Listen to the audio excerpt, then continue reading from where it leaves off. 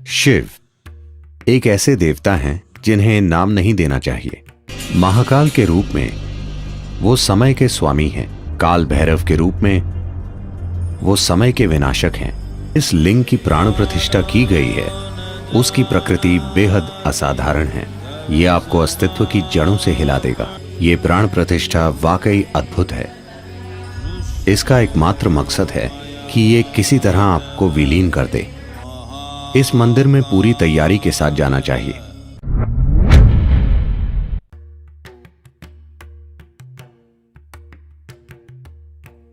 शिव एक ऐसे देवता हैं जिन्हें नाम नहीं देना चाहिए, क्योंकि उन्हें नाम देना उन्हें सीमित और छोटा करने जैसा है। साथ ही साथ उनके कई सारे नामों का संग्रह भी इस अवर्णीय रहस्य को प्रकट करता है कि वो कौन है, या इस अवर्णीय रहस्य को कि ये सृष्टि क्या है। उनके तमाम रूपों में काल भैरव या महाकाल एक महत्वपूर्ण और साथ ही उग्र रूप है। महाकाल के रूप में वो समय के स्वामी हैं। काल भैरव के रूप में वो समय के विनाशक हैं। Kala means time. काल का अर्थ है समय। समय का आपको जो अनुभव है वो बस अस्तित्व का चक्र में घूमना है। पृथ्वी एक बार घूमती है, वो एक दिन होता है। चंद्रमा पृथ्वी का चक्कर लगाता है, उसे एक महीना कहते हैं। पृथ्वी सूर्य का चक्कर लगाती है, वो एक साल हो जाता है। हर चीज जिसे आप समय मानते हैं, आपकी घड़ी भी चक्रों से जुड़ी है। हर चीज जो भौतिक है वो चक्रीय प्रकृति की है। अणु से लेकर ब्रह्मांड तक हर चीज जो भौतिक है वो स्वाभाविक रूप से चक्रीय प्रकृति की है, और अपने भौतिक अस्तित्व के कारण और आप जो हैं उसकी भौतिक प्रकृति के साथ आपके जुड़ाव के कारण आपको समय का बोध है। अब आप यहां बैठे हैं क्योंकि आपके पास एक शरीर है, इसलिए वो समय का हिसाब रख रहा है। जब आप जीवन की चक्रीय गति से मुक्त हो जाते हैं तो हम कहते हैं कि आपने मुक्ति पा ली है या मोक्ष पा लिया। तो जो लोग मुक्ति की चाह रखते हैं, जो लोग मोक्ष प्राप्त करना चाहते हैं, उनके लिए ये आयाम जिसे हम महाकाल कहते हैं सबसे ज्यादा महत्वपूर्ण हो जाता है।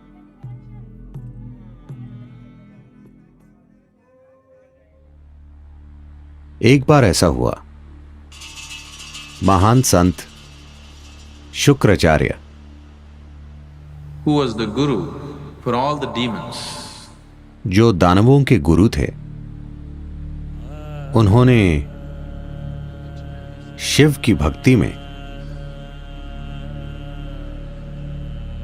घोर तपस्या की और शिव को प्रकट होना पड़ा।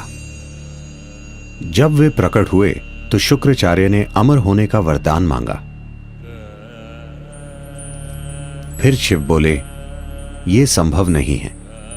जो भी जन्म लेता है उसे मरना पड़ता है, कुछ और मांगो। फिर शुक्राचार्य ने कहा, मुझे कायाकल्प की शक्ति दीजिए, जिससे मैं किसी भी तरह के घाव, किसी भी तरह की बीमारी को ठीक कर सकूं। मुझे ऐसी शक्ति दीजिए।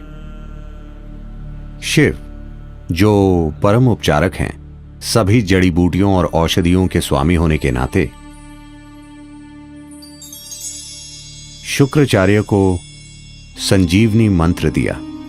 वो मंत्र जो लोगों की किसी भी प्रकार की बीमारी या किसी भी तरह के घाव या चोट को ठीक कर सकता था। जब शुक्राचार्य को यह संजीवनी मंत्र मिल गया तो दानव बहुत ही निडर हो गए और वे युद्ध के बाद युद्ध छेड़ने लगे। सभी दानव जो युद्ध में जख्मी हो जाते थे किसी भी तरह के गंभीर घाव से शुक्राचार्य उन्हें संजीवनी मंत्र से ठीक कर देते थे। तो इस वजह से दानवों की सेना एक भी आदमी खोए बिना लगातार लड़ सकती थी। देवता बहुत चिंतित हो गए और उन्हें लगा कि यह बहुत अन्यायपूर्ण युद्ध है, क्योंकि आप चाहे कितना भी लड़ लें, वे मरते ही नहीं, मगर हम मर जाते हैं। तो वे ब्रह्म के पास गए। ब्रह्म ने हस्तक्षेप किया और शिव से कहा, आपने शुक्राचार्य को इस तरह की शक्ति दी है, आपको उन्हें मारना होगा, नहीं तो दुनिया में पूरी तरह असंतुलन आ जाएगा। in the world. दानव देवताओं के खिलाफ अनुचित फायदे में हैं। फिर शिव बोले, उन्हें मारने की कोई जरूरत नहीं है, मैं उन्हें काबू में कर लूंगा।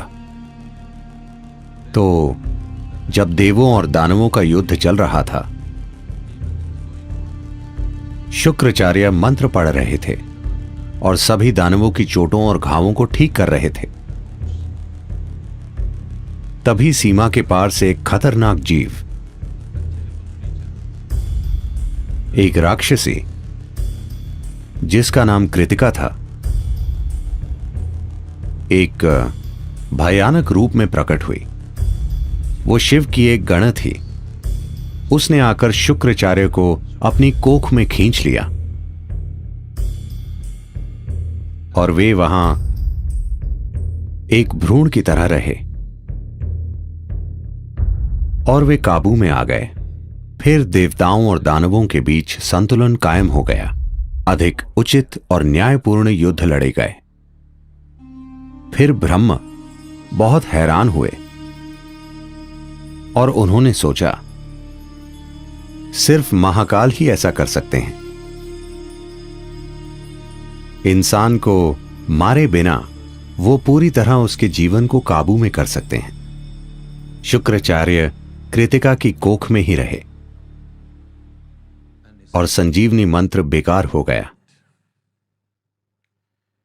या दूसरे शब्दों में, महाकाल ने शुक्राचार्य के लिए समय को रोक दिया, जिससे वो आगे नहीं बढ़ सके। जब हम परे जाने की बात करते हैं, जब हम आध्यात्मिकता, योग की बात करते हैं, हम देखते हैं कि किस तरह समय और स्थान की सीमाओं से परे जा सकें, क्योंकि समय और स्थान अस्तित्व की भौतिकता से जुड़े हैं।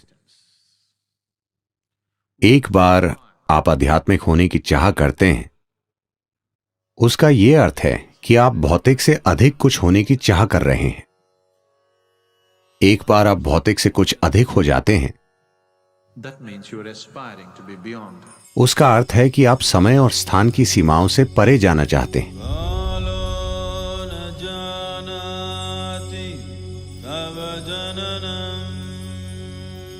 महाकाल मंदिर में जिस लिंग की प्राण प्रतिष्ठा की गई है, उसकी प्रकृति बेहद असाधारण है।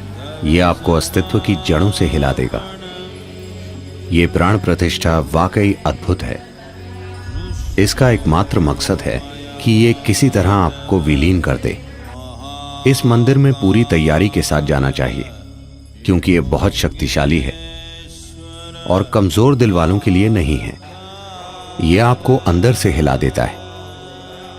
हर दिन महाकाल को जो भेंट अर्पित की जाती है, वो शमशान से लाई गई ताजा राख है, क्योंकि उन्हें यही पसंद है और वो जैसे हैं उन्हें वैसा बनाए रखती है। दुर्भाग्य से मैंने सुना है कि We be getting so bloody civilized. हम इतने सभ्य होते जा रहे हैं, अब शायद कुछ आंदोलनकारियों के विरोध के कारण वो शमशान की राख का इस्तेमाल नहीं कर रहे हैं। दुर्भाग्य से वो गाय या बैल के गोबर का इस्तेमाल कर रहे हैं। ये सिर्फ संस्कृति से जुड़ी चीज नहीं है, इसके पीछे एक विज्ञान है। अगर हम शमशान से राख लाएं और कोई दूसरी राख लाएं, मैं आपको दिखा सकता हूं कि दोनों में क्या फर्क है। अनुभव के स्तर पर दोनों में बहुत बड़ा अंतर है और यह बहुत महत्वपूर्ण है कि इस प्रक्रिया को जारी रखा जाए, क्योंकि महाकाल का स्वभाव यही है। इस महाकाल रूप की मौजूदगी ही ऐसी है कि आपके वहां जाने पर सब कुछ विलीन हो जाता है, सब कुछ जलकर राख हो जाता है। इसका अर्थ है कि आप भौतिक से मुक्त हो जाते हैं। यह आपको परम मुक्ति की ओर ले जाता है। अगर आप इसे कोमलता से करना चाहते हैं तो हमारे पास यहां सब कुछ है। अगर आप उसे जबरदस्त तरीके से करना चाहते हैं, अगर आप वाकई जोर का धक्का चाहते हैं और आप कमजोर दिल वाले नहीं हैं, तो महाकाल मंदिर एक अद्भुत प्रक्रिया है।